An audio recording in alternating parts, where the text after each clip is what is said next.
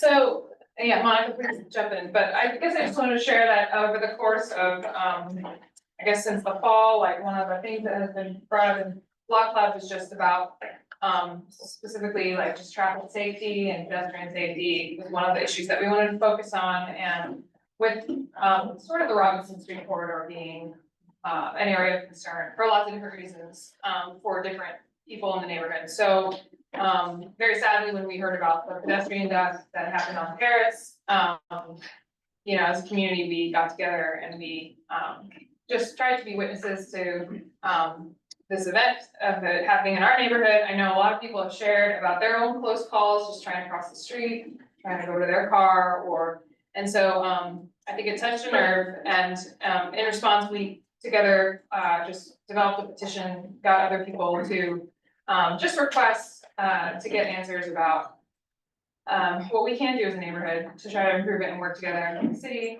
mayor's office, yeah, with all these different institutions involved. And, we especially felt that, we were aware that there was already a lot of traffic safety things going on at Pitt, but it really stopped at our neighborhood. There's a terrace safety corridor study that we had heard about. It was never, I wasn't aware of it until the accident. And so we thought, well, it'd be good to think about what we can do to make this area, our neighborhood, safe too. So, with that in mind, we had a lot of help in that. And so, one of the things we wanted to do was have a meeting where we can bring our questions and get answers, and maybe have everyone in the room from different departments, so that, you know, we can document it and kind of be more organized and know what next steps we can do in our neighborhood for advocacy. So, with that being said. Can I just say one thing? Yeah, And tonight we are, gonna have a timekeeper, and I've asked Devon to please, if somebody gets a little bit overzealous and talks to them for a long time, Devon is supposed to come along. Yes, thank you for saying so. You're saying that you've already met me. Candace, would you remind them? Yes. One of the main things that we would like you to do to keep time and order is to complete your questions. If you have any questions that you really are burning about tonight, please write them on the card so I can collect them now so that we can have our question and answer period in order. So if you'll do that now, as they're presenting, it'll help with the timing. And then I think very briefly, if you are not a West Oakland resident, well, if you're a West Oakland resident, raise your hand just so like people around can see, okay. And if you're not and you're a visitor, if you don't mind going around and just introducing yourself briefly and just saying like what department or what area that you work in, just so we can have an understanding of who is in the room gathered here, and then we'll get started. Sure. Hi, everybody. My name is Aaron Allen. I'm an organizer with Pennsylvania United. I came down and had a discussion with some people in the room today, a few days ago. They suggested I'd come down and introduce myself to Scarlett and see what's going on, and that's why I'm here.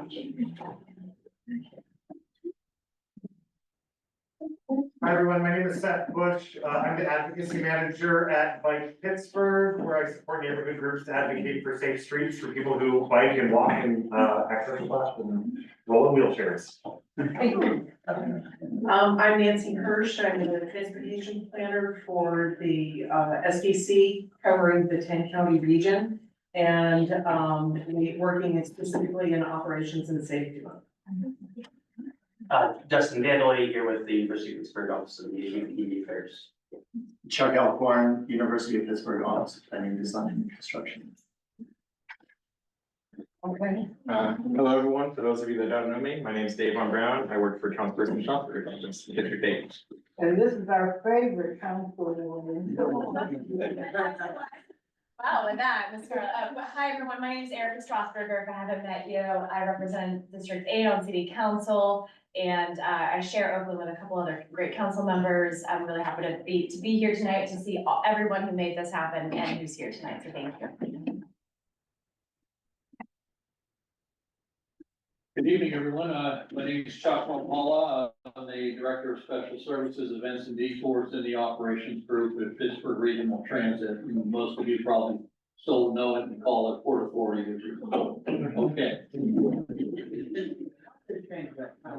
That's another story. That's not what I mean. It's a tax, it was a tax. Good evening, my name is Brian Gill, Assistant Chief of Operations for the Bureau of Fire. Hi, my name is Liz Gray, I'm the community liaison for I'm Neil, I'm a Pitt student and president of the Pitt, which is a student organized group looking to make our streets safer for everyone traveling. I'm Jacob Evangelist, Vice President of Complete Streets at Pitt, and I also work for Pitt Mobility.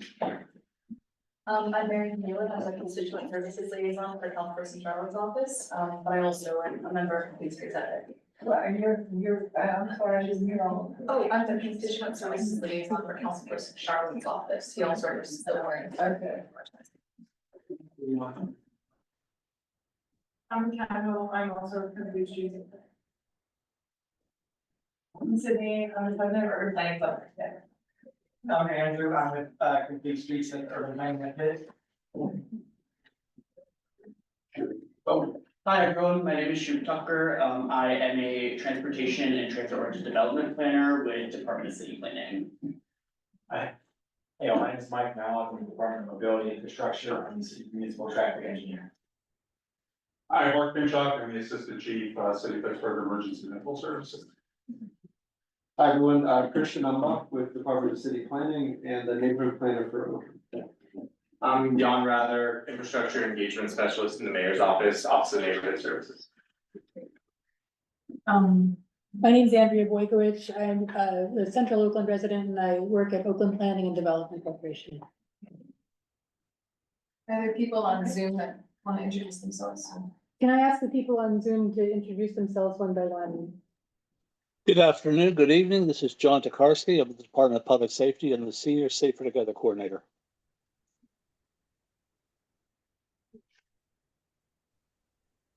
Brian?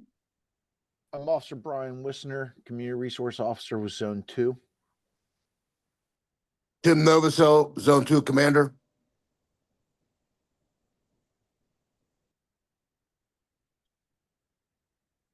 I just want to ask one question about zone. We have one person, sorry. Eli? Yeah, this is Eli Shorak, Carlow University. The zone two stops at, or does it, it's a line, I know the fourth and the fifth ward is divided, on Aliquippa Street. And so I don't know which part zone two represents of this area. Brian, did you hear that question? The question was, where is the boundary between zone 2 and zone 4? It's up in like the Trees Hall area region of campus down into Bedford dwellings. We share that jurisdiction. That's where we kind of cross lines with zone 4 into zone 2, if that helps. Thank you.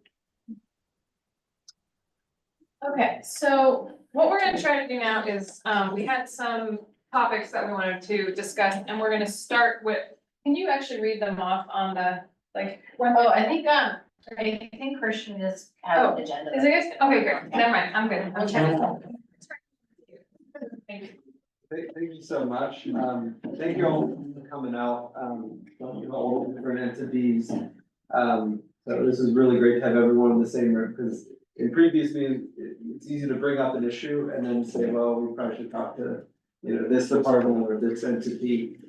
So hopefully we can get a lot of answers to questions and hopefully by the end, think about some next steps and potential solutions.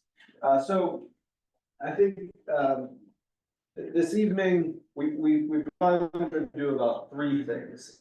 The first one is we want to continue to hear from you all. What are the top concerns, the major issues, the hazards, the impacts related to traffic and pedestrian safety? I think the second thing we want to do is be able to answer questions.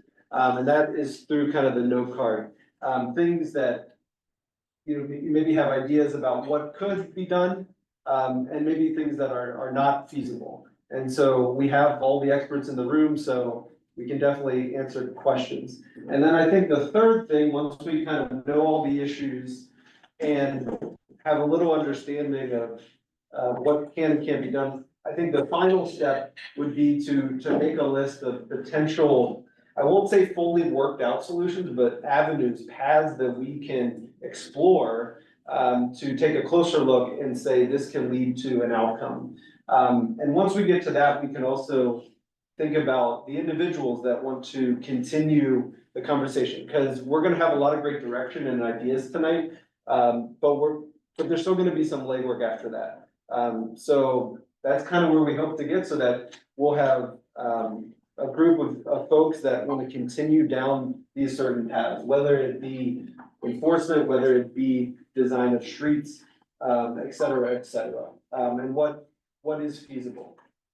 So we're gonna have two things happening. One is going to be filling out all the issues and concerns that we hear. And then the second is kind of all the questions as well. Now, you can also write down issues, concerns you want on the note cards, and we'll just kind of be filling this out here.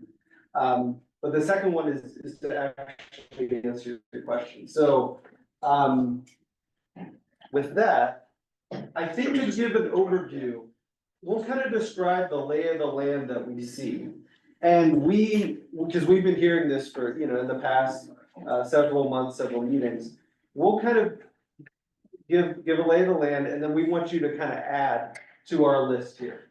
The basic gist of this, you could divide this a bunch of different ways. This is our best attempt. I'm sure things are gonna belong on all parts of this list, but we have some, what we think of as drivers or conditions, things that just exist in Oakland that we have to deal with. So there's rush hour, there's commuters, there's a lot of traffic volume coming into the campuses and the medical center. That's just the condition we have to acknowledge.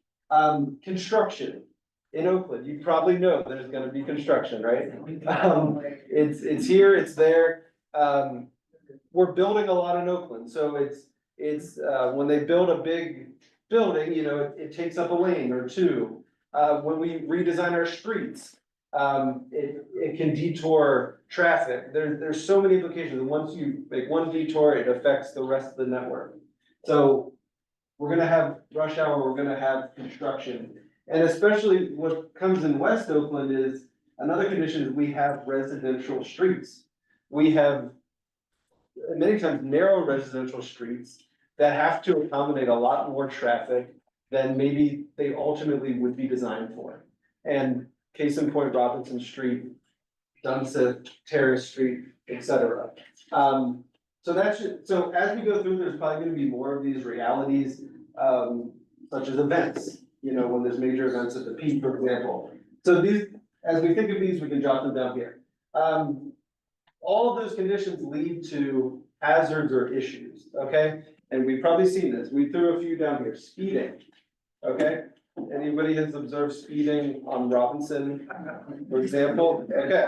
All day, every day. Okay, so we know speeding, because folks, can get frustrated. They're in backups, they're trying to navigate the maze that is Oakland, and they see an opening and it's the time to speed. And Robinson sometimes, unfortunately, is that path. We also see backups. Have we ever seen standstill bumper to bumper at times? Every day, every day. Okay, there we go. That's another thing we observe. That probably has to do with a lot of these. We have the rush hour, we have construction creating detours, and it probably has to do with other things as well. And then the final one, so there's more here, so we're gonna fill this out, but these are just a few we wanted to throw out there. And then the final one, and this is kind of this is the reason why we're all here, and the most, serious of the things is the impacts. We know that on Terrace, there have been pedestrian fatalities. There is risk of injury for pedestrians. The impacts can also be vehicle crashes, and damage to vehicles, to parked vehicles. I think that's another thing we've heard. And there's probably a few more we can get at here, but hopefully this gives kind of the broad picture of what we're collecting. And at this point, Jan, we can either fill this out or we can get into the question. So keep filling, do we want to keep filling it out? Well, part of what I've collected so far, Christian, from the cards out, helps with where you're headed. Okay, good. One of them was the speeding. Going to the issues or hazards, blind spot or bin at Carlo College. That's a good one. I'm trying to sort them out as I do that. Thank you. The openings at the new parking garage down here, basically, I'm seeing Terrace and Derrick Street. That goes along with hazard and backup. Could you repeat that, just so we can all get that one? Yes, that is the new opening on Terrace Street, Okay. about 150 feet from the corner of Darren Terrace. So we now have like 4 entries to parking lots, because Carlo has 2 on the side that's been there since Carlo's been built, so that's dealt with. But then we have the other side that UPMC has taken from the public parking, and now they've got those 2 lots down there at Montefiore. Right. And then they've got one on the other side of Darren Street that's opening. So those also cause the cluster mucks as well and the pedestrian danger. Gotcha. No, thank you for those. The illegal right-hand turn at the bottom of Robinson Street and Fifth, number 1. Which causes major backup. And it's a major safety issue. And let's see. And then we'll go to safety, talking about getting a cross guard or person that can help us in the interim while these matters are being rectified for the children on Robinson and Terrace as they're going to and from school.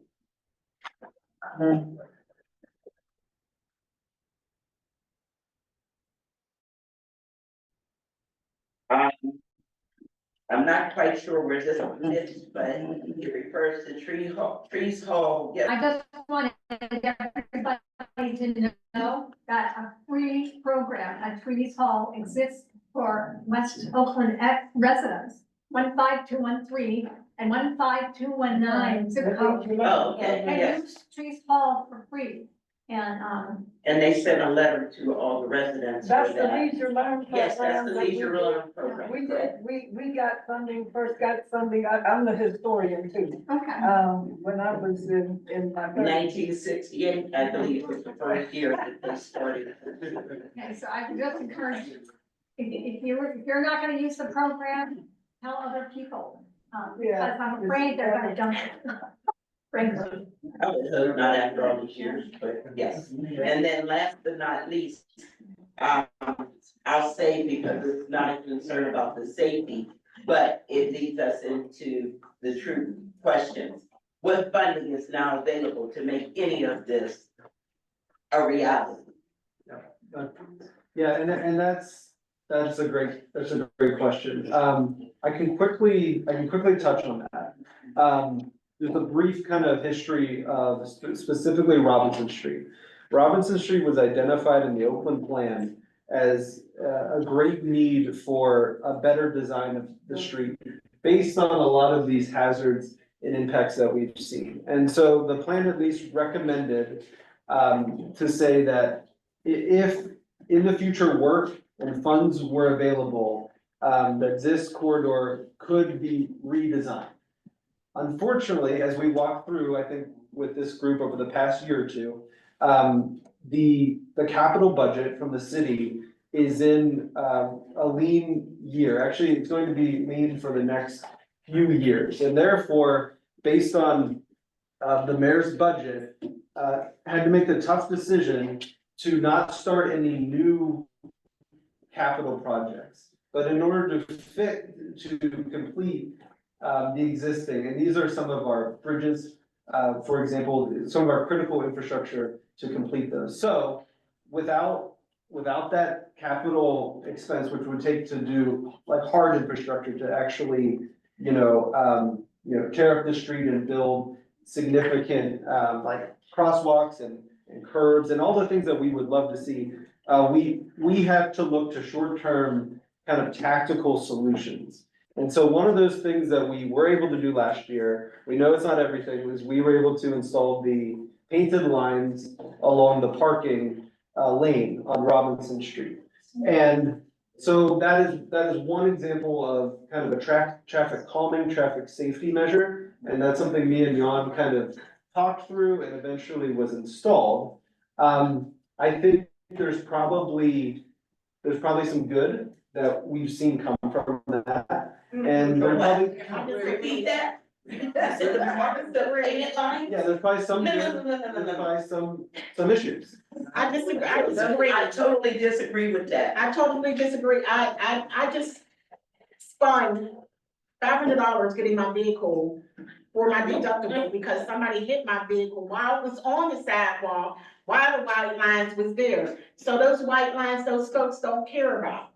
And it's really sickening and heartening, for me as a single mother to come up with $500 to keep repairing what other people keep damaging. When I'm already illegally parked on someone, on someone else's sidewalk. Yeah. So those white lines don't mean absolutely diddly squat. Go look out there right now, and you'll see that half the cars are still parked on the sidewalk. Yeah, and The timekeeper, Yeah. you was on your job. No, everything you're saying, yeah. Just to be clear, like my department's the one paying those lines. I don't blame anyone here for not thinking they're effective. What I will tell you is that the one part I would like you to give us a chance to investigate and see is, do they slow down vehicles? No. No. Let me finish. Your eyeballs say no, my eyeballs say no. What it comes down to is what we're trying to do, we don't have money to make it, like Christian said, we don't have money to make the changes you all want to see. And that's, the number one part of my job I hate is I have to tell people no every time, because my entire budget for traffic calming for Vision Zero for safety projects is 1.1 million for the whole state. Oh, my, 1.1 million, the project it's a good project, that way more than one, yes, ma'am. I want to say, we in West Oakland had major issues. Myself, personally, about the urgency to even have this meeting. Because a meeting where we tell what we want and there's no money to do anything that we want done, to me, is not a meeting that requires any urgency. I understand that you need to meet in order to plan, but I've been meeting about safety for how many years?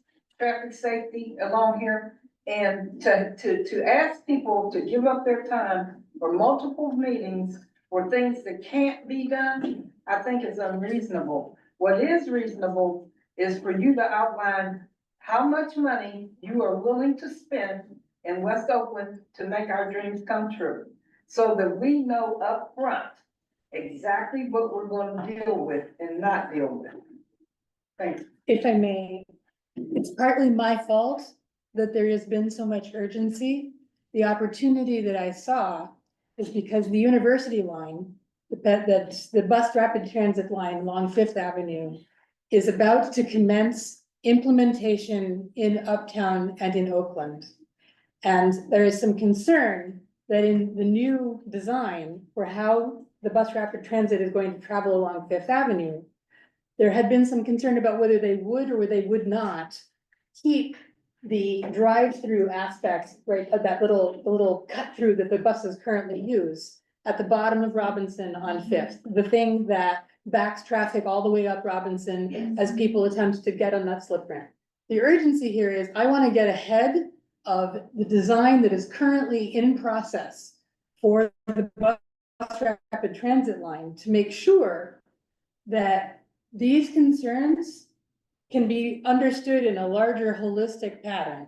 It's not just lines on the street It's not just where the stop signs are, it's not just enforcement. It's infrastructure that PRT is in the process of figuring out how they're gonna put on Fifth Avenue. And it's all of those combined things. It's how the shuttles get operated at the hospitals. It's how the things get managed by the institutions. It's not just the city that has to come up with a check.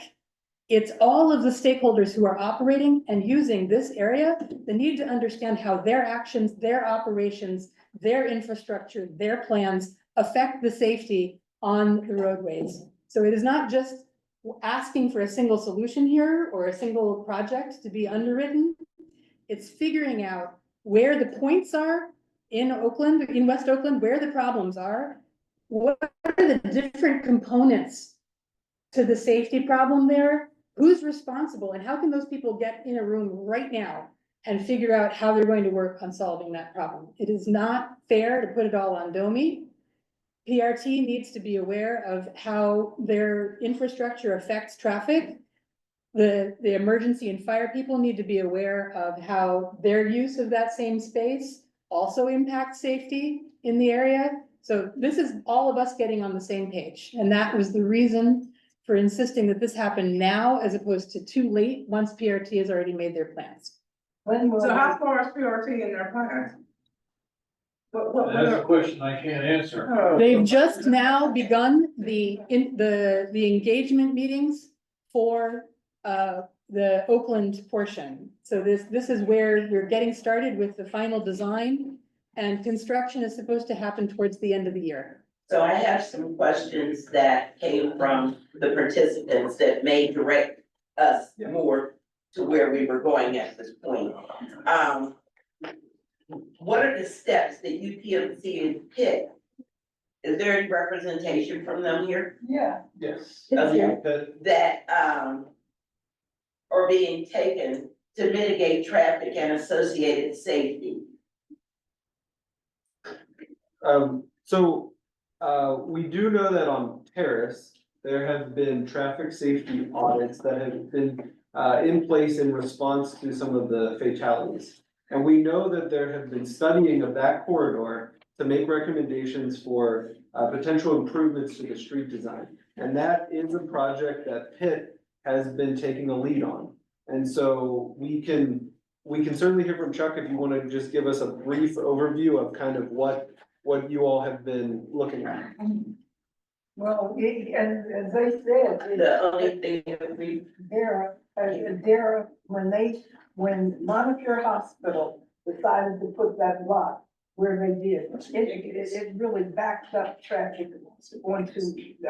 They have to go through city approval for that. Why couldn't anybody see that was a big ass? That doesn't even make And any do we sense. have? Yeah, that's the one, yes, because the question is, one of the things that has been viewed by the residents is if they made that a right turn only. Because when you've got traffic coming in this way, trying to make a left-hand turn into that block, nobody moves. When you've got people going towards the light and they want to make a left-hand turn, they can't get to Terrace Street because they're blocked. I've sat there for a long time, but that's not the point. The point is, if they even consider just making that a right-hand turn, it would help mitigate some of the traffic. And also, they changed the lights where you can't even make a right turn on red when there's an opportunity. They stopped that because the woman got hit, which had nothing to do with the fact that you can make a right-hand turn. What's your name? It's Carol. Carol, all right. Carol, the one thing I will say is that I'm a firm believer, you are 60% more likely as a pedestrian to be hit at a traffic signal that does not have no turn on red posted. And so you're absolutely correct. One, that did not have anything to do with that traffic count. Two, every single signal in the city that has a crosswalk in it, I do not think anyone should ever be turning right on red. And the numbers back that up. And so I don't blame you for being, there's a reason for it, I just want to say. Well, I understand that. I'm just saying this is what's been done. I'm not saying that something else can't be done, but the right turn on red should have been at the parking lots, not at the corners where the traffic is going. That's what we're observing. That's all we're asking is the question. Before you Could be. leave, can I make sure I know where this parking lot is? You Sure. just drop it out. We can walk another 1,000 feet and get there. The other question was, what happened to, This is a question about the left the do not turn left signal at Craft and And Fords Fords. between 7 and 9 AM. Is that still being enforced? I think it's the It's question. right down on. It's been, I can tell y'all that it's turned on, but people still make the left-hand turn. Okay. They Okay. still make the That's left-hand supposed to be turn. working. Okay. See, I think the problem is because there's no one, back in the good days when I used to come up the road, you know, there was always a policeman at the top, so if you made that turn, they were waiting for you. Right. Now, it's like free game, And it's nobody's the there. same thing at And it's just coming down Robinson, the same thing, do not. there hasn't been a police officer down here to take it yet. Please, you have something to say? So I have a question, since a lot of people are here, corporate employees. Do you guys have light duty or like light desk duty? The reason why I say that, because when police presence is known in their neighborhood at all of the parking places, it makes a difference. So this park that Pitt donated to the neighborhood, the residents can't use it because UPMC is taking their parking lots off of Dara, can't turn on Dara. The parking lot is at the main part of Terrace. So if you are a car coming up Dara and the bus is blocked in front of you, if the bus gets stuck, you're stuck. So now all the traffic comes up Robinson. So cars are coming from Terrace and Dara and Robinson and Terrace to get into the 4 parking lots that we were just talking about, the UPMC model for entrance in this parking lot. So if you have a gentleman that's in this booth taking tickets, he's not taking tickets, a car's rolling up there getting a ticket. Why can't he stand out there, light duty or whatever his job is, and direct that traffic? Because when they block that intersection, nobody. It's gridlock because nobody lets nobody, it's like going to the market district. Have any of you guys ever gone to market district? It's not Shady Town Hospital traffic, it's market district traffic.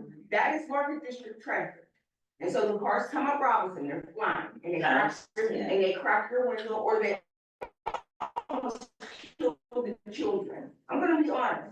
Our children are, and not even just our children, our adults are having. Seniors.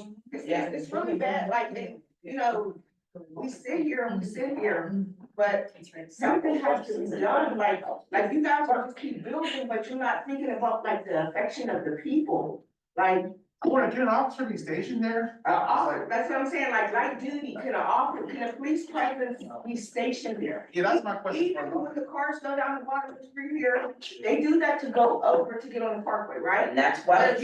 But if you've seen a police car there, whether it's a Port Authority police car there or a City of Freeport police car there, you wouldn't do that. You would continue down Fifth Avenue and go down Old Brady Street. You wouldn't do that. So you wouldn't bring that traffic up into this neighborhood. You wouldn't bring it up So here. I would just say, as far as that, it'd be good, if you even use the squad cars like a scarecrow, just have it parked there, people think there's a cop in that car, they're gonna grab straight down and follow the law as far as that. So I feel like that's the only answer in this situation. Yeah, when they stop one car, the other ones go right around them. You know what you're saying? And so I think enforcement is definitely something that and that could be one path that we could look down to. Understanding, thank you for sharing those like points where, we have an issue with the access to those garages, so yes, definitely enforcement, something we can look into. Can you tell us, or at least try to predict, how much money is available to do anything in West Oakland? I don't think there's no allocation to anything. Yeah, I mean, I think to Andrea's point, there is no like one pot of money that we're pulling from, right? Like Mike has a $1.2 million traffic safety budget in the city. That has to fund projects across the city. So, in 2026, is there some additional amount that comes out of that? Is there money that PRT is investing on the university line that they can, you know, if it's a feasible solution, work on that walkthrough? Is there money that Pitt has to help implement the plan that they're looking at terrace? Like, there's no like magic number, right? Okay, So well, can you tell me, I'm sure you've had meetings that at least some discussion about, with other neighborhoods in terms of what their needs are. So you have some idea, but we know we need at least 20,000 for Squirrel Hill and then at least this for this.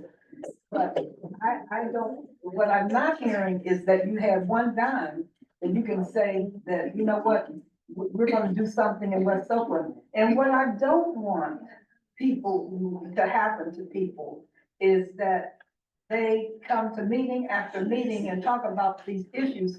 And then at the end, we're left with an empty pot of nothing. That's not fair to people.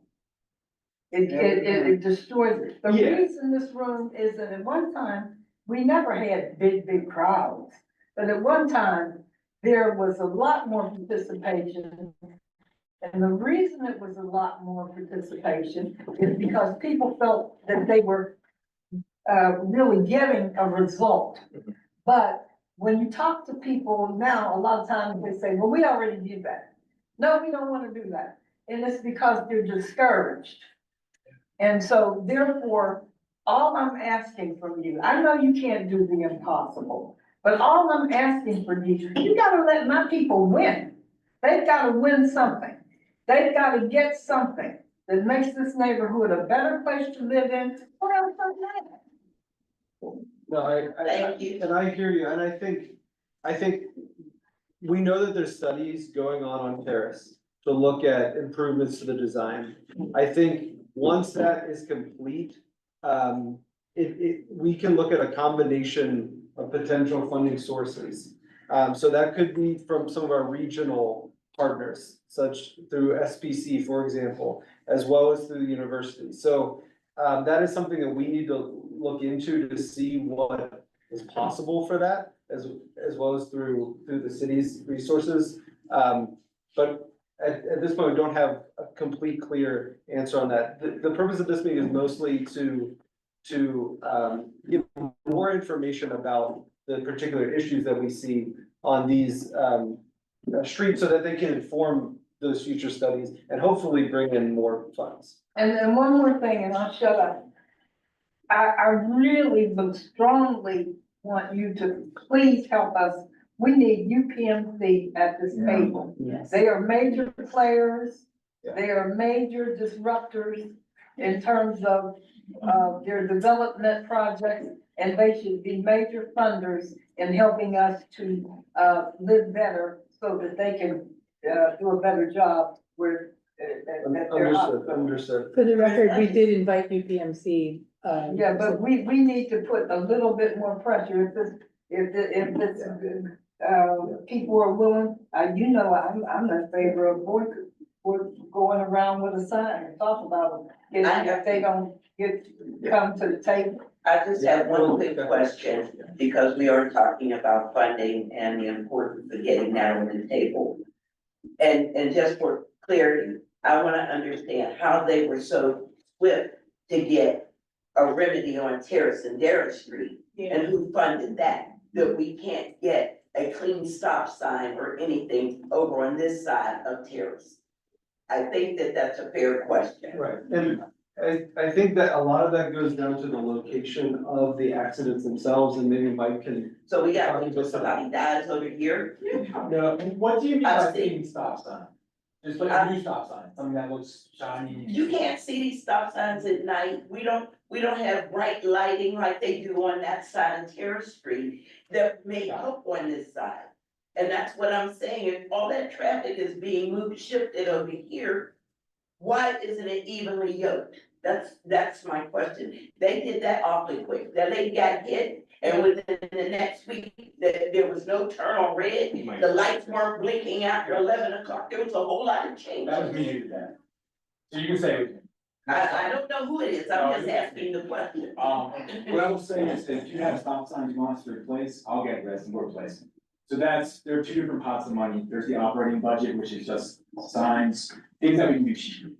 So turning a signal to flashing overnight to having the 24/7 operations, easy. I can do that myself. I can walk out now and do it here. So from that response, we move very fast because these are all things that we don't have to have cash in hand to do these things. That's almost always gonna be signs and signals. So stoplights. Well, that's actually pretty good if we can actually explore that avenue in place, and put those signs in places where they can be, let's explore that avenue, I would say in time being, until there's funding for, If you all can give me a list of stop signs that you say today, You have this is a card. my, what? You have a card. Jan's my guy. We have this contact. No, I can't promise, one thing I'll say, I cannot promise it will be as fast, I hope you understand. Someone dying triggered that response completely and true. But I don't wanna have someone else die, but if you give me a month or so, there's just a new stop. But we also need the city's influence when it comes to UPMC, coming to the table and bringing some resources to help with some of these things. It's not fair for them just to be creators of the problem.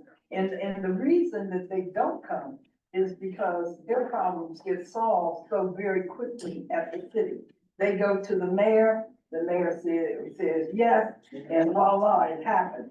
And we're left behind, and it's not fair. Okay, we'll go back to Monica, right? So just for the sake of our limited time, because we don't normally have PRT and EMS and fire, and we know that they're a vital point of information for us, given that the reason why they can't make it one way or close it off is that we do need emergency access to Lower Robinson Street. But given that the cars are making an illegal right-hand turn and that PRT is in the process of redesigning the busway down there for the university line, I'm wondering, because of the time sensitivity of that, if we could hear from them a little bit about what are some potential solutions. Because I'm pretty convinced if cars didn't go to the parkway that we wouldn't be here. There probably wouldn't be a traffic problem. Thank you, Monica, for bringing that point.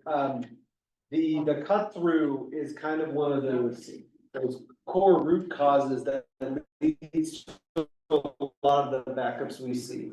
And so, yes, and to Andrew's point, that's one of those existing infrastructure projects that the plan and the design will have impacts for traffic on Robinson. I can quickly just give a brief overview of the proposed design. As of now, there is that gap between the two barriers, essentially. And the proposal will have it's essentially the striped line paints, and Jan can probably explain it better. So there will be a visual cue to block that off. But what we believe is that there will likely need to be a stronger element to stop that cut through. And so we're really here to understand why we need the cut through, whether through PRT buses or EMS and fire. But we want to look for if there's any other alternatives or solutions. So if I've explained it decently enough, I'll welcome our fire, EMS and PRT to kind of explain their needs. Sure, I can give it to you from fire's perspective. All of the same impacts that you discussed today, and how Terrace Street backs up, and West Oakland backs up, and all these feeder streets, that impedes our ability to deliver service to the entire community. And we like you are looking at the most direct and efficient routes to deliver that service. We very regularly use Robinson Street, and we make that left-hand turn and use Chuck's Busway to be able to get into Oakland and provide service. Forbes Avenue, as you're all aware, especially with construction right now, narrow it down. If we were to go down to that canyon, we're at a dead stop. So we're trying to find ways to be able to navigate all these same things. And it actually sounds like that part of what's happening with some of your neighbors are utilizing the same more efficient routes that we are doing. And, boy, it's really a critical pathway for us to, when you look at the distribution of fire stations across the city, and how we're using that as a way to provide equitable service to everyone. With this Robinson pathway, it helps us get to the downtown, to the lower Oakland, it helps us get into upper Oakland, it's really a huge. Now, but couldn't they put an arm there and allow you that? Well, I know, but then, I'm gonna put my arm around my buddy here. He and I sometimes have, very robust disagreements about what is a way to solve a problem, but we work together. And that collaboration is what's, I think, been very healthy for heat. I even made him go for a ride in a fire truck, so he would understand. I can mention that. I do. I've seen some crazy people drive up on the, emergency. Yeah. Now, to be fair, with the redesign, there will not be the flow up, back into the heart of Oakland. All of the traffic will be just going, down towards Uptown. And so the only would need to come down Robinson and to get on to the ramp to go to Boulevard, the Alleys, or the Parkway. And so that is still a need for fire? Absolutely, and it also is gonna complicate how we can get into the heart of it. By not getting agreement to make that left and utilize the bus lane now. That is it's gonna slow us having to go another pathway to drop down in, which is. That's why I said a arm would work, that only it Well, You can't no longer get into that. we'll be able to make that left Yes. at the bottom of the hill, once the program is fully developed. If they didn't redesign that, if they just made that an arm for emergencies and buses. I can answer the arm question. It's a good idea. And this is another thing that I'm gonna say the same things over and over again. Maintaining the stuff is a nightmare. So we have one set of gates in the city. It's the floodgates on Washington Boulevard.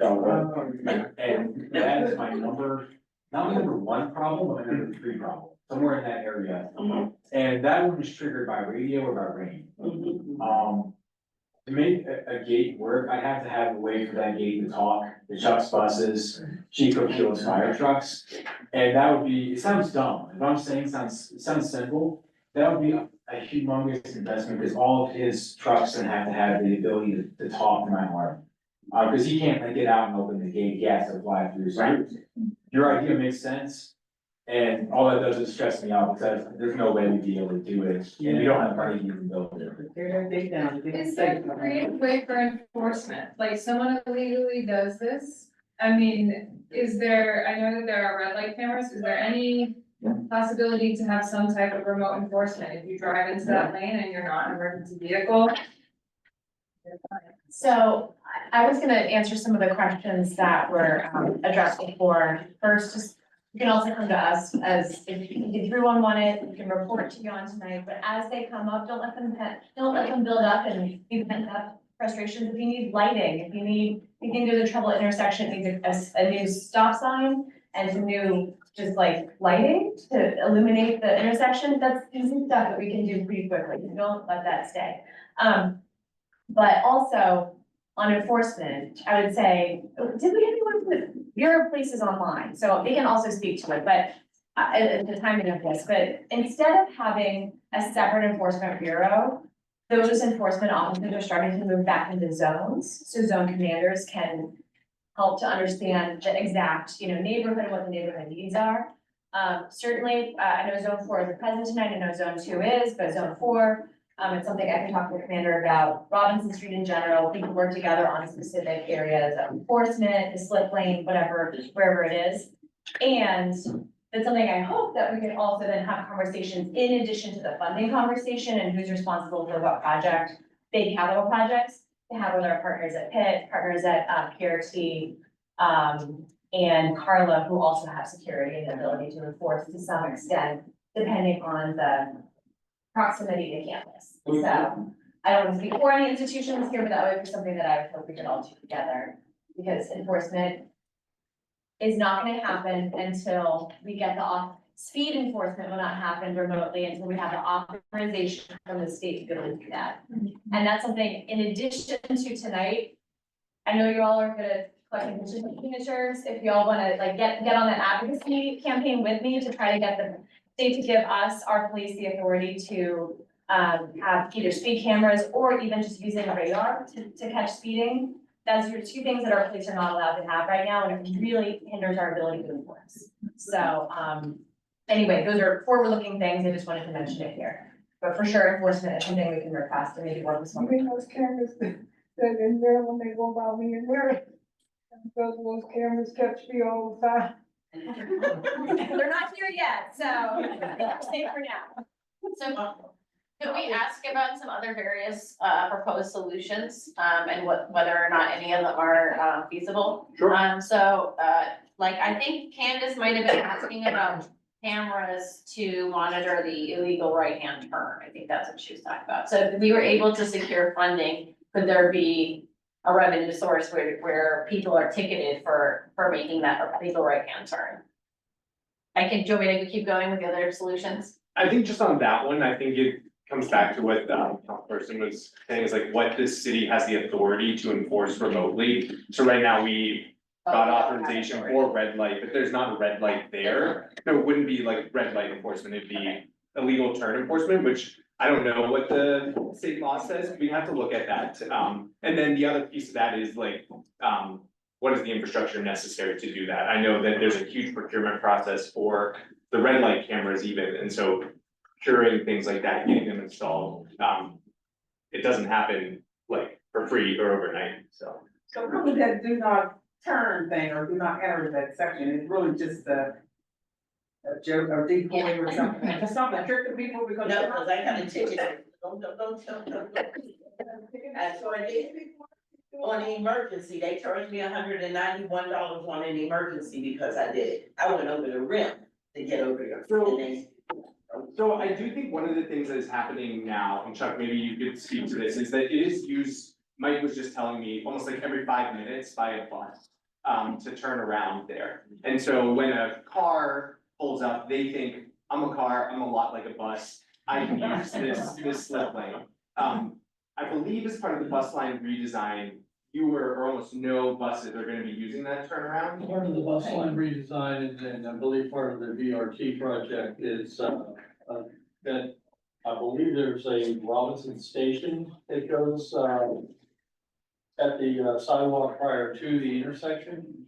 And there's still a through movement, but the movement that we do, presently, where we have the buses make that move, goes away.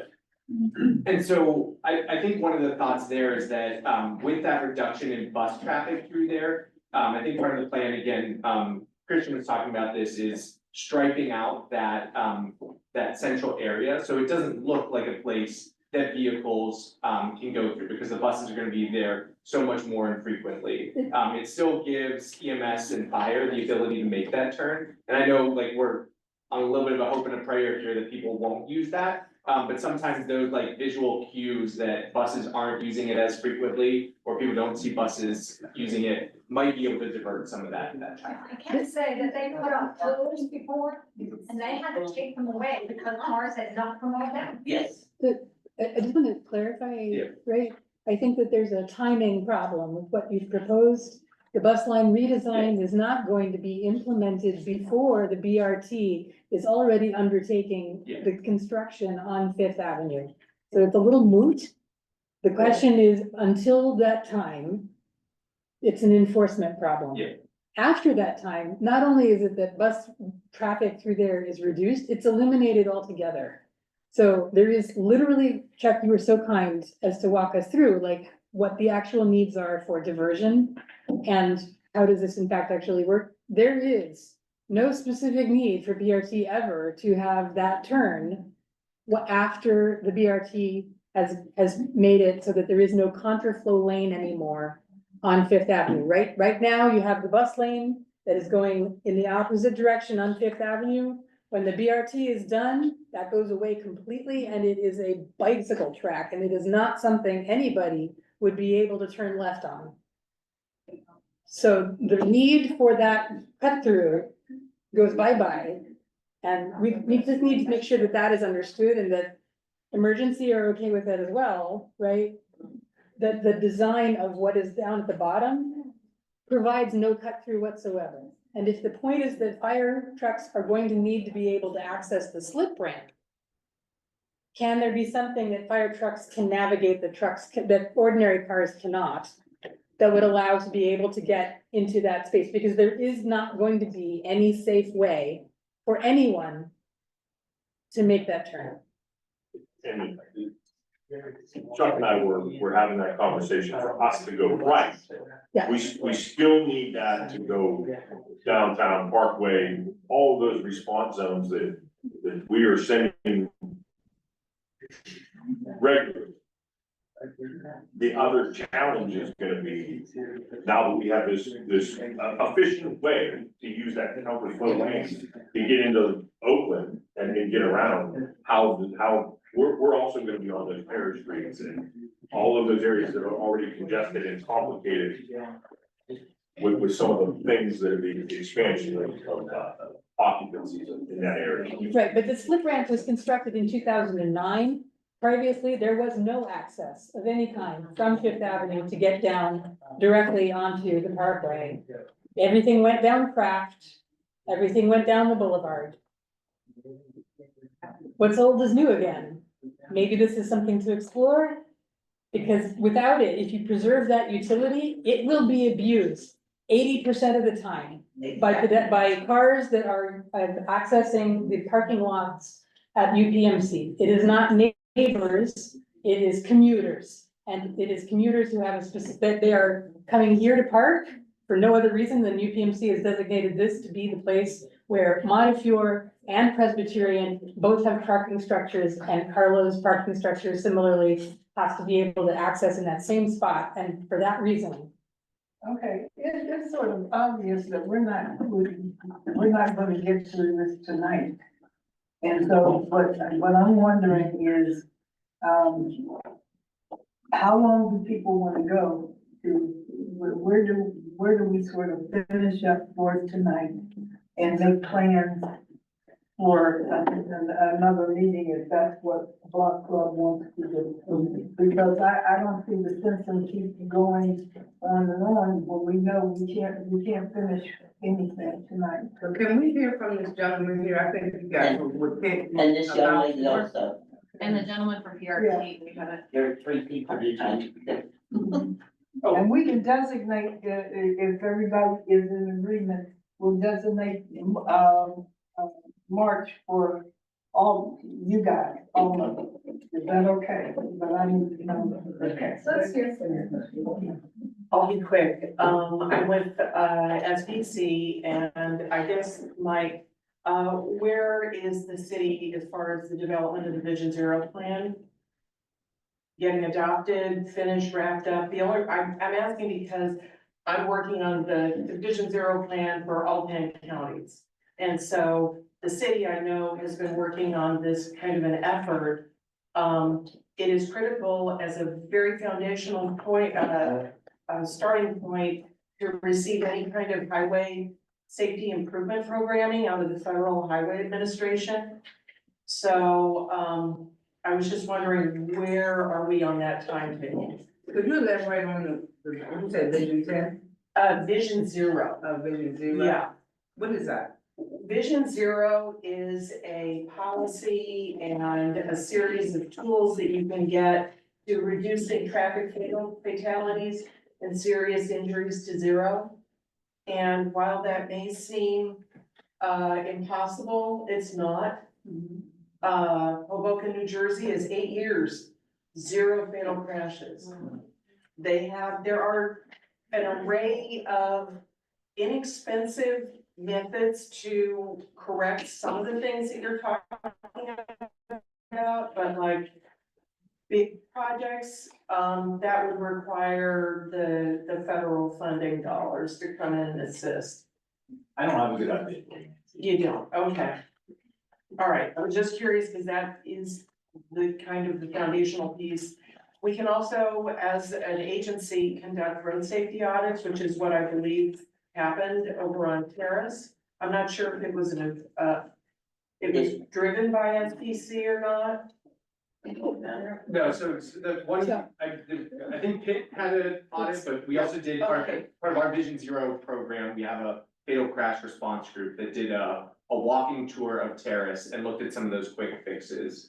So just real quick, part of the city's Vision Zero plan is some of that response to fatalities, our fatal crash response group goes out because we don't want folks dying on our streets, period, but we especially don't want folks dying on our streets and not being able to learn something from what happened, making changes that hopefully prevent that in the future. The other aspect of the Vision Zero is sort of the forward-looking piece that Mike and his team are working on through our Vision Zero project implementation, which is looking at opportunities to, on our high injury network, to slow those streets down, look at intersections that are particularly dangerous. So that's all part of our Vision Zero work. So I just want to go back to that. There is this fatal crash response group where we admittedly are going out after fatalities and trying to make improvements. We also have this forward-looking piece, which is to calm our streets. So, sorry. I wanna go Yeah, back. I know, once the plan is adopted, then you start the implementation side. So all of the recommendations and strategies, that is how you loosen up the federal, dollars to come in and at least hopefully be able to make a good enough argument to get funding for making big improvements. Thank you, we'll go to Chuck now. Yeah, so I just want to add, I mean, it was alluded to several times already tonight, but the University of Pittsburgh did commission a traffic study for several intersections on Terrace and DeSoto, primarily the Dara and Terrace intersection, the Lothrop, Sutherland Terrace intersection, the bend of Terrace turning into DeSoto, and also the DeSoto and O'Hara Street intersection. So those. So again, it did nothing for this side of stuff, and that's what we're asking. Yeah, correct, yeah. There were limited funds and the scope work was constrained to that specific area. But there's no residents on that side. The residents that are being impacted are the ones that are on this side. That's what I'm saying. And we keep hearing this, the funds are limited. It's only benefiting those that are over there that's having the business. The ones that are impacted are the residents on this side. And it keeps coming to this limited funds. And that's what I don't understand. I watched two people on the corner of Robinson and Aliquippa get hit, lifted up in the air. I've never heard any such thing about any implementations or anything else. It wasn't until these two people died recently here in Oakland that I heard any of this stuff. And I'm a resident on this street alone, Robinson, for 64 years come June. May I ask, Chuck, what the boundaries of the study area for Pitt? What is it that limited that to Terrace and not up to Aliquippa at Robinson, for instance, where Trees Hall is? Is that considered part of a different pattern, or was that?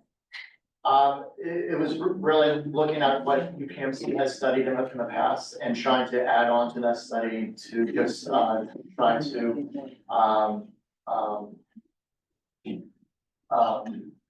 get things accomplished in that stretch of the area because of the amount of fatalities and hits in that area. What would it take to extend the study area?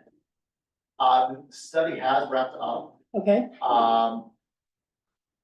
So I know that Mavis Raining from OTMA has indicated that her desire is to bring some additional funds to do a holistic view of Terrace among other streets. So I'm looking forward to participating in that effort. I want to say that any study that is done has to be done when the schools are in session. Yes. The place empties out considerably when, for holidays and stuff. And to do a study when school's not in session is not. It's not true.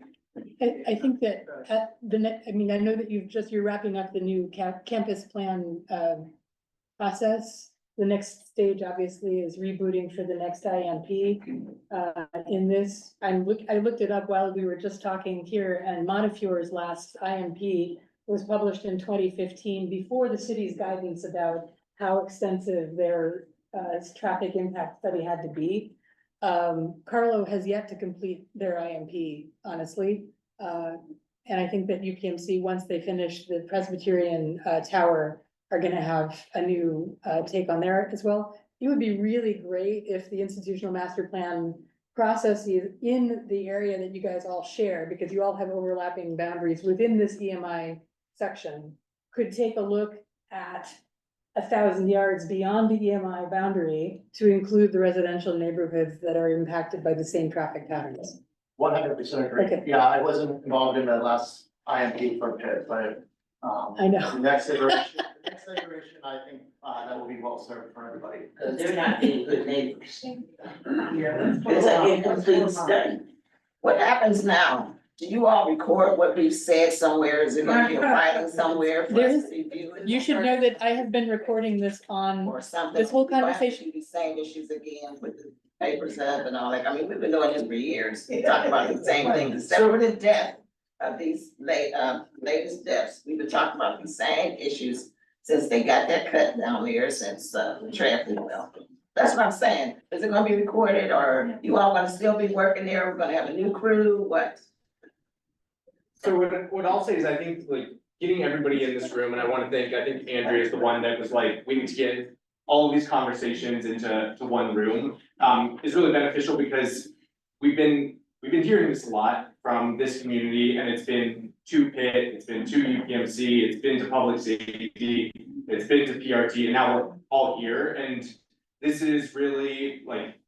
Except for the University Medical Center. Right, We're so, not all- yeah, there's obviously folks missing here, Yeah. but I think, you know, in the last week, I've had more conversations with Mike about West Oakland than I have in, you know, several months, and so we really see this as a launching off point. I think, Scarlett was asking, what do we wanna accomplish here, and I think we've got some good stuff here. I think Mike was making a note of some like new things that we hadn't heard before, like the turns into the parking lots. So I think for me, for Mike, hopefully for some others, it would be really good to know, like, are there any other pieces in the neighborhood that we are missing? Like an intersection where there's something critically happening, if there's an activity that is really like getting to these drivers and conditions so that Domi, UPMC, Pitt, we can all get together and figure out how we can look at starting to solve some of those issues. That new entrance into Montefort Hospital's parking lot, they didn't even break the line.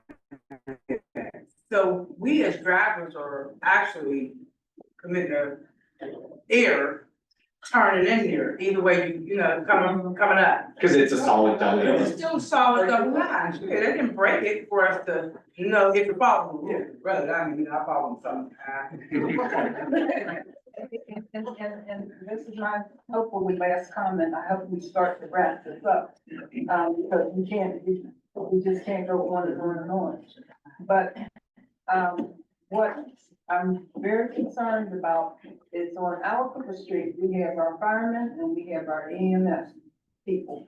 And when the University of Pittsburgh has their events and convocation center especially, because I live on Alpha Street, it gets backed up and I just shudder thinking if there is an emergency that my firemen can't get there because of traffic, because they're having a game up here at Pitt. I had gotten tickets before in the past, 5 of them, because that's how much cane I was raising out here about them moving those cars. So anything you do must not impact our Hooker Street. Well, wait a minute, our Hooper Street Fire Department don't even service our emergency call, is that correct? I can only That's tell you. crazy, first of all. Yeah, That's your part. yes. I called for a fire in my ceiling, and I was like, well, where are they? They're like right at the top of the hill, why haven't they came? But when the truck did respond, they said that station was not zoned to come to us. It came from out here in Atwood or down the hill. I can watch it come. They may have been on another call where they were committed on perhaps a medical emergency and then. Well, that's what they should have said. They should have said not zoned. Yeah, I mean, so I'm not exactly sure what street you're Right saying. downstairs. Oh, yeah, that's, attention's coming to you. Yeah, I can truthfully tell you, they took my child when he had a broken arm, and I was so terrified I couldn't even move. And they came out and pulled him out of that alleyway and took him to the hospital. I can tell you, because of the firing on our Cooper Street, my husband got 3 more years of life because they came through my house like gangbusters, saving his life. So, don't. You did your job. Yeah, yeah, and I've been locked out of my house before, and they got ladders to let me in. They are truly community firemen if you need them. I think there's a question over here. Just to add, you guys asked if there was anything else to add to that list, so connected with the construction, but also not, is the, it's a no truck street, but still trucks, presumably from UPMC or Pitt construction projects, come down Terrace, try to turn onto Robinson Street, and, I mean, you can imagine that's a bad idea. And I would add to that, like, the little shuttle buses aren't so much of a problem, but when you have like coach buses or something, and thank you to Pitt Athletics, officer, Kaleo, is that how it is? Kaleo, was able to request that athletic buses don't use it, but we still see, random buses and stuff, so. And construction trucks. Construction trucks, Like 2 times. That's the word part. I'm just gonna rapid fire intersections in our neighborhood that are like a high concern of like someone getting injured. I'll start with Terrace in Robinson, where me and my 8-year-old son almost got hit by a car. I'm still trying to like get over crossing that street. It's hard to see the stop sign. It's on a hill, so you can't really see them. We have over 20 kids that use the community center that every day are kind of around that area getting dropped off with the school bus, and I've seen cars just like cut them off. We had an amazing crossing guard. We don't have a crossing guard. I know that everyone's doing what we can to maybe that solution, but like that is where I've seen a lot of near misses for people. Alacripa and Robinson is also like the same thing, just a lot of car. I've also gotten almost hit on Alacripa and Robinson. Is it Decker Way in Robinson? It's the alleyway that's like right up here. If a car is feeling impatient in this really long line, all of a sudden they will just like hit the really hard right or really hard left. And because SUVs are really tall, if an SUV is parked all the way up to those corners of that alley, they can't see a pedestrian and there's no pedestrian lines. If there's any way to get a midsection pedestrian crossing on Lower Robinson, that would be amazing, because if you're coming up Robinson and you look up and a car is parked on the sidewalk, now you have to go into the street. I've had a stroller with a toddler and I've had to do that. There's no way to cross, and cars will not let you cross and slow down because they're trying to get onto the highway. Did I miss any other intersections that anyone that also has near death experience? Little houses they got right there, they park their cars on the driveway instead of going in, so we gotta get out in the street to go around them Yes. also. Where's that at? What is that like? Going up to Back Deer here. Hall. Yeah. Going up to Dara Street. Yeah. Okay. I don't, and also there's crossing lines at the bottom of Fifth Avenue in order to cross to get to the Maurice bus stop. But they're very faded and they're not very prominent. And if you're trying to cross there, and people are making The people are making the illegal right hand turn and will not let you go when it's your turn to go. Yes, thank you. Okay, are we ready to wrap? One thing I want to say real quick, it's not related to traffic, but it is related to pedestrian safety. There are predictable houses that don't shovel their sidewalks and they're getting icy. Yeah, and you call 311, or if you're associated with a college and you live in one of those houses, have your owner take care of it, or you take care of it, please, because it's a problem. There are several houses along the way that people never shovel, they never salt, and it's dangerous. Same with the election. Justin?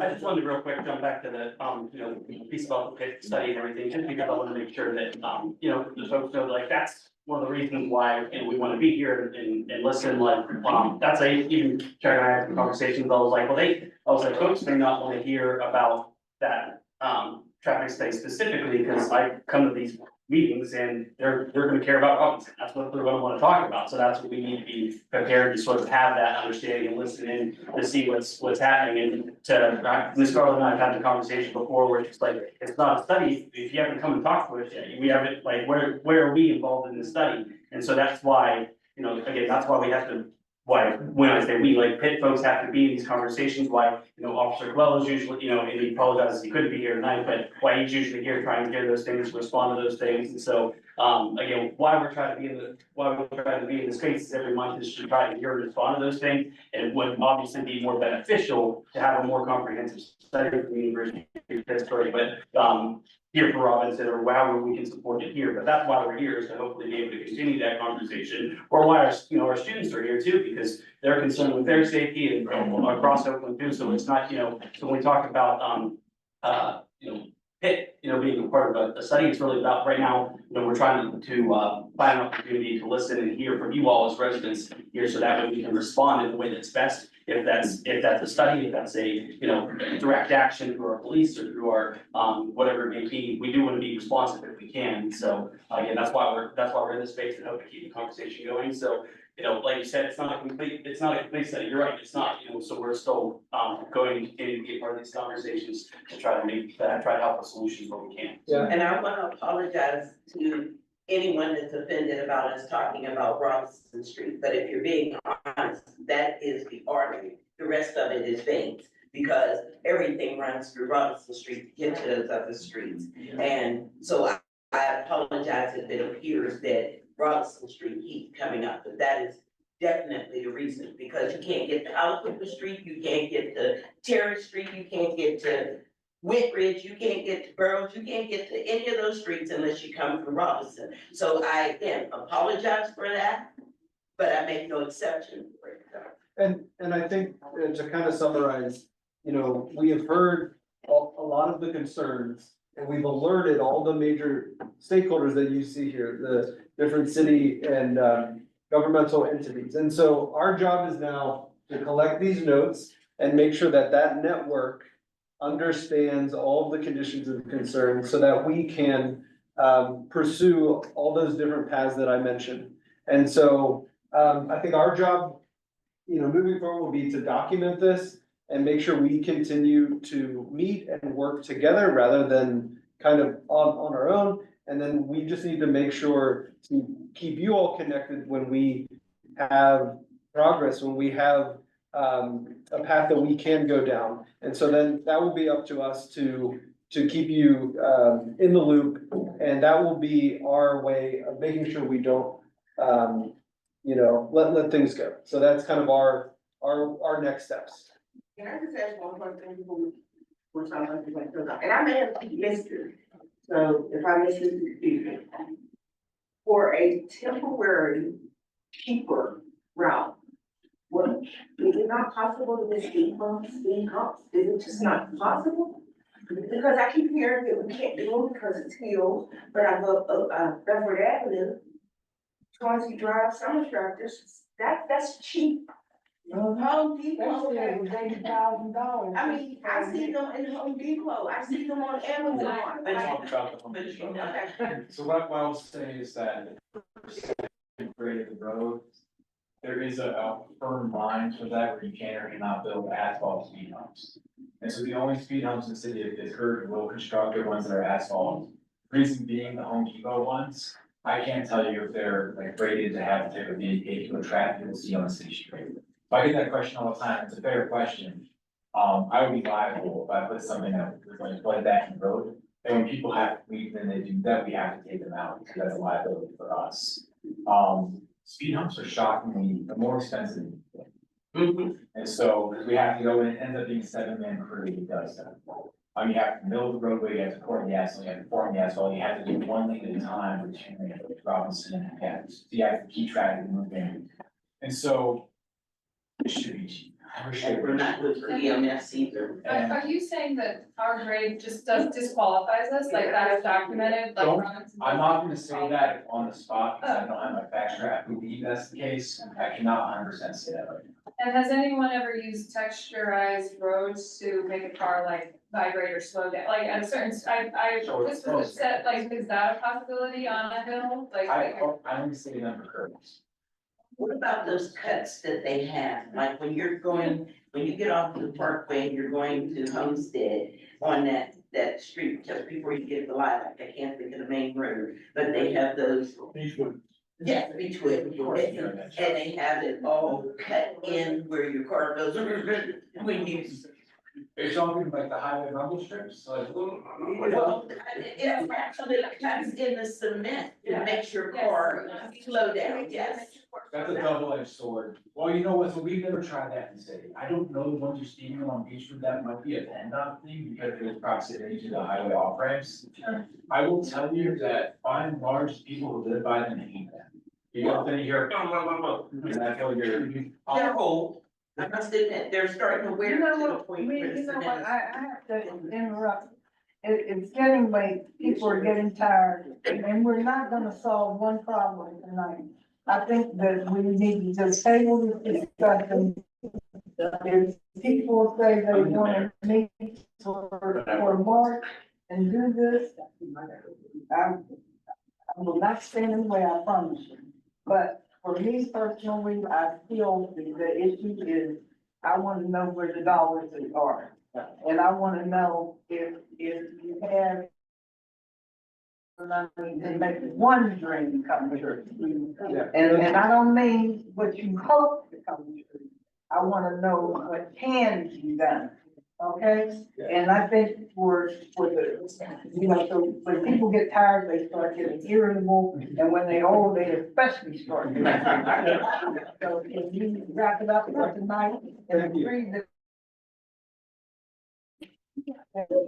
Sorry, quick report or all of us, if we pay for that.